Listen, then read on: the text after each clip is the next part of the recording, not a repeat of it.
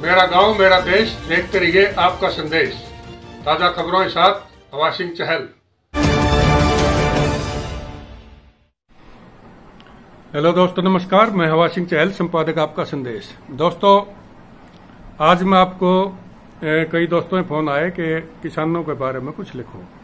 तो वही लिखना क्या है मैं तो बता ही देता हूं। लिखूंगा इससे अच्छा आपको सुना दूं।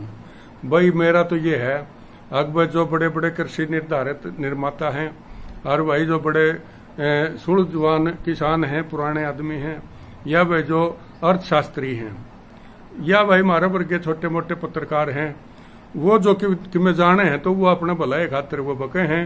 बाकी राजनेता, हालांकि विपक्ष वाले तो चला ही जाओ, कौन माने है। सरकार में बैठे हुए लोग सारे इस बिल ने सही बताओ, जो कृषि के 3 अध्यादेश बिल पास कर दिए सरकार ने, लागू भी हो गए। तो ये कुछ दिन के लिए तो मैं सही मानू हूं, पाछे तो फिर हम तो इतनी ये बात कहेंगे कि चौराहे पर जो रेड लाइट हो ना, हम ही तो भाई उनकी तरह सिग्नल दे देंगे अगर भाई एक्सीडेंट ना हो। अच्छा बुरा मानो चाहे भला मानो, हमने तो बता दी। इनकी तुलना नहीं कर किसी कर ला। सूरज का टाइम सूरज चमकेगा, चांद का टाइम चांद। लेकिन वो गौण हो जाता है जब सिस्टम में, जब चांद में तारे गौण हो जाते हैं, सूरज का आगे चांद गौण हो जाता है। ये तो ढलती फिरती छाया इसे ने कहा करें। ये तो वो चमकता है जिसकी तपिश होती है। और भाई कितना है घाम पड़ लो, समुन्द्र नहीं सूखा करते। ये लोग कितना है मरना मानो तो कमी नहीं रह रही। लेकिन इब जीवोगे तो किसान ने जीवोगा पछले दिन। और बताऊं मैं, ये मजदूर जो आज किसान का साथ नहीं दे रहे, इनके ऊपर भी किमें न किमें इसे पहाड़ टूटेगा। किसान तो फिर भी अपने कम से कम बाजार में कम जाएगा, अपने खुद का तो अनाज पैदा कर लेगा। लेकिन किसान मजदूर का अगर सिस्टम खराब हो गया तो मजदूर के पास तो यूं चारा भी कोई नहीं, वो खेती ये कर लेगा। उल्टा है, फिर उल्टा उनके पास आना पड़ा, फिर शोषण होगा उसका। अब वो शोषण से बाहर चल रहा है क्योंकि किसान और मजदूर का एक चोली दामन का साथ है दोस्तों। लेकिन लोग समझ नहीं पा रहे। राजनीति ने इतना दूरी इनमें पैदा कर दी, कहीं जातिवाद फैला दिया, कहीं किसान मजदूर का व्यापारी का, सारे अलग अलग खंडा दिए। और ये पछले दिन सारे काल पाऊंगे। तो मैं तो न्यू कहूंगा, अग भाई आरेवड़ा का तो तजर्बा, सलाह तो आरेवड़े के लिए आकर हैं, तजर्बा जीतोड़ा का और दिमाग खुद का लेना चाहिए आदमी ने। तो वही बात मैं कहूं भाई, अच्छे संगत में रहोगे तो अच्छा सिस्टम मिलेगा। और भाई खुशियां सारी हैं, खुद खुश नसीब रहोगे, नसीब में है जो कुछ भी है। इस बात को मान के हम टाल तो कर नहीं सकते। लड़ाई तो देखो टाइम पर लड़नी पड़ेगी। इबगन खरे नहीं कहते हैं, जो किस्मत में लिखा वो मिलेगा। वो क्यों मिलेगा भाई कि मैं लेन जानोगे वो मिलेगा। आज तक जब मिले रहने तो आज तक हम सारे करोड़पति होंगे, सारे कर्जबान हो। और किसान की कोई नहीं मानता भाई। उपदेश की मुद्रा जो अख्तियार करना है वो हमारा मकसद नहीं है। बात किसानों की हो रही है तो 2 टूक बात कराएं भाई। ईब ये बिल है घनखरे आदमी ने, बेरा कोई नहीं। ईब कल परसों मेरे साथ भी 2-3 ने बहस करी। पढ़े लिखे आदमी थे, जमीन के मालिक थे। वो नहीं बोले भाई 60-70 साल बोले कांग्रेस ने भी राज कराया, बोले वो कोई नहीं करते, उनने कोई नहीं कराया, बोले ये बिल इतना बढ़िया था। मैं एक बात आपको साफ पहले ही बता ली रही, और बताऊं भाई, ये पहले प्रशासनिक आधार पर MSP रेट थे, अब कानून बन गया है।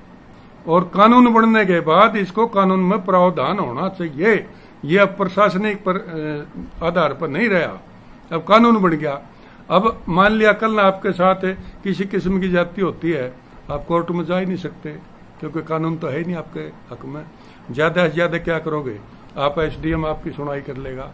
SDM क्या करेगा, आड़प मान लो अपना 80 का SDM पर आपने अपील कर दी, ऊपर तो बिहाना साहब का फोन आ गया, SDM साहब ऐसे करना है। SDM फंस गया। SDM वो ये करेगा जो सरकार चाहेगी। अगर नहीं चाहोगे, एक आधा आंकड़ा आ जाएगा अफसर है, उसकी जगह पर बदली करा के दूसरे ने बिठा देंगे, वो कर देगा। सुनाई कहाँ हुई, फिर फंस गया, फंस तो किसान गया। अच्छा फिर दूसरी बात, मैं इनको सबको समझाऊं राजनीति में, भाई आप सारे मन कई नेता भी कहे थे भाई आप गुमराह करो हो। कहाँ गुमराह करता हूं भाई बताओ। अब डेडलाइन का सारा रोड़ा है इस कानून में। भाई एमएसपी की गारंटी क्यों नहीं सरकार देना चाहती? इससे साफ जाहिर होता है भाई लोग सख्त तो इस बात का हो गया भाई 1.5 लाइन में केरोला है। एमएसपी से नीचे जो खरीदेगा उसको कानून में ये प्रावधान कर दो कि जो सरकार द्वारा निर्धारित मूल्य है वो कानून में शामिल है, इससे घाट जो खरीदेगा सजाओं का प्रावधान है और वो अपराधी होगा। ये चीजें सरकार कर नहीं रही तो वो बड़े पूंजीपतियों के हक में ये कानून चला जाता है।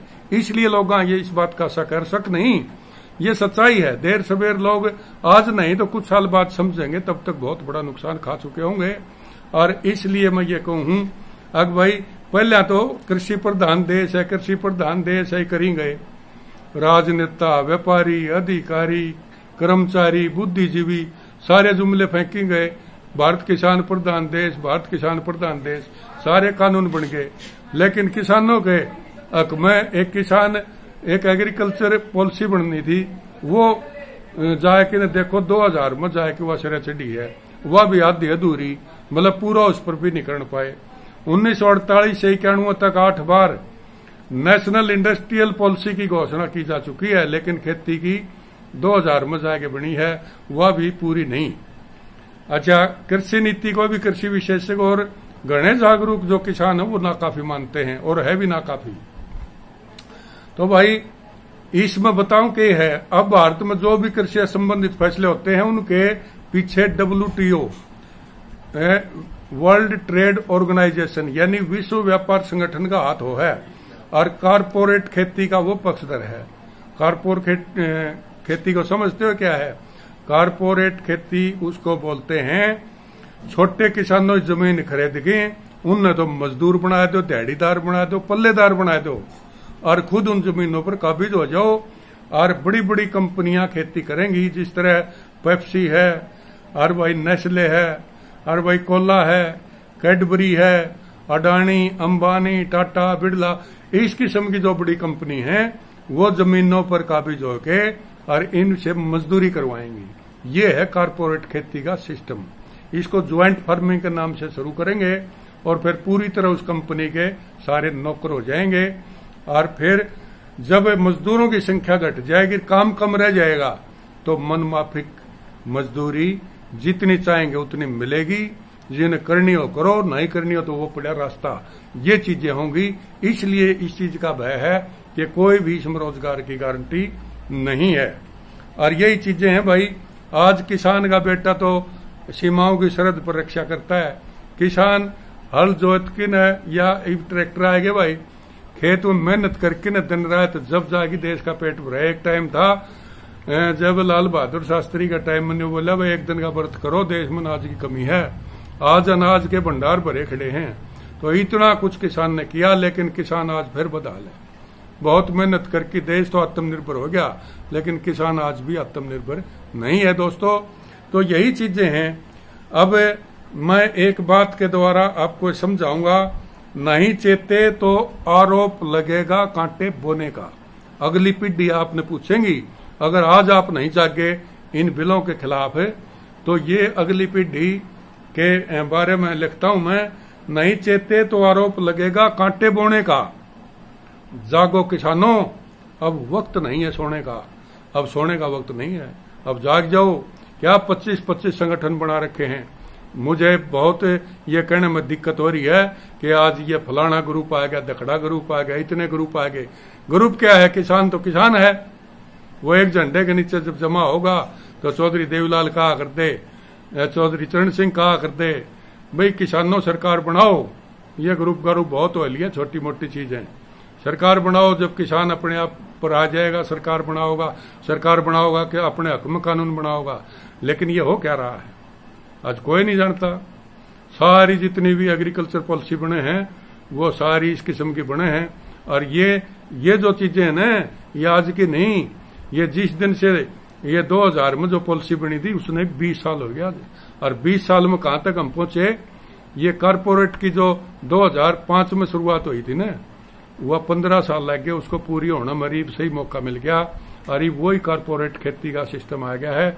और मैंने 15 साल पहले 20 साल पहले बताई थी, बल्कि 2000 में बताई थी कि ये जो सिस्टम है WTO का और जो गेट समझौते रहे थे उस टाइम मैंने बताया था, विश्व व्यापार संगठन का काम है बड़ी कंपनियों पर कब्जा कर लेना जमीनों पर और उनको मजदूरी दिहाड़ी दे के न और मालिक खुद बन जाना। और यही कारण है कई बार ये जुकर आशा नहीं करते बड़े सेठ भाई के बात कारखाना किसा चल रहा है, बोले भाई चल रहा है बढ़िया, जमीन जाटा की पीछे बैंक के कारखाने मालिक हम, चलेगा तो ठीक है और नहीं तो भाई छोरा ही दुकान फलानी जगह करा ली 10 और में जाके उड़ कमा लेगा। ये चली जा मुकदमा 10-20 साल फिर ब्याज माफ हो जाएगा और वह असल दे कि अपने फिर कभी हो जाओगे उल्टे फिर जमीन पर।